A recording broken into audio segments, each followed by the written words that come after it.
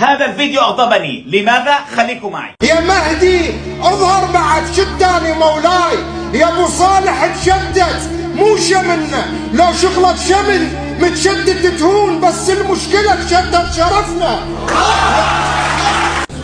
الوثاق اللي بيننا وبين الله مقطوع، لذلك احنا ما حد يحترمنا.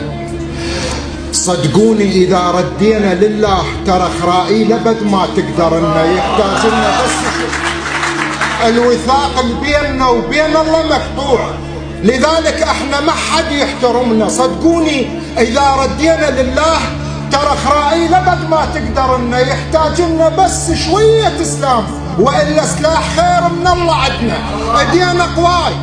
يحتاج لنا بس شويه اسلام، والا سلاح خير من الله عندنا، ايدينا قواي بس قلوبنا ضعاف.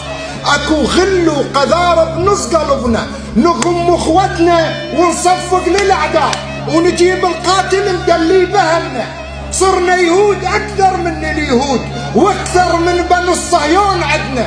امس غزه ترى، واليوم لبنان.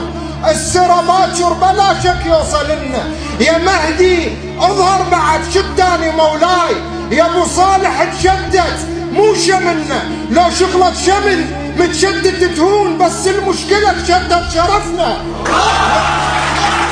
يا مهدي اظهر بعد، يا مهدي اظهر بعد شداني مولاي، يا ابو صالح تشدد مو شملنا، لو شغلة شمل متشدد تهون، بس المشكلة تشدد شرفنا. خلنا نعوف هسه المذهبيات، وخلنا نتمسك باصل الشريعة. محمد من فتح خيبر قبل كان لا موجود سنة ولاكو شيعة. خلنا نتصالح هسه ومنتفض عود، نرجع الزعل ونعيد القطيعة.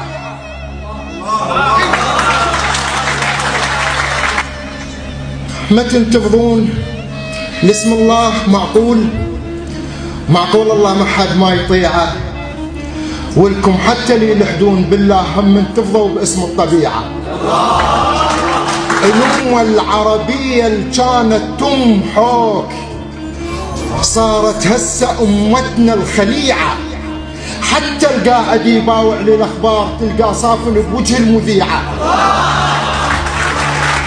الأمة العربية اللي كانت تمحوك صارت هسه أمتنا الخليعة، حتى القاعد يباوع للأخبار تلقاه صافن بشكل المذيعة.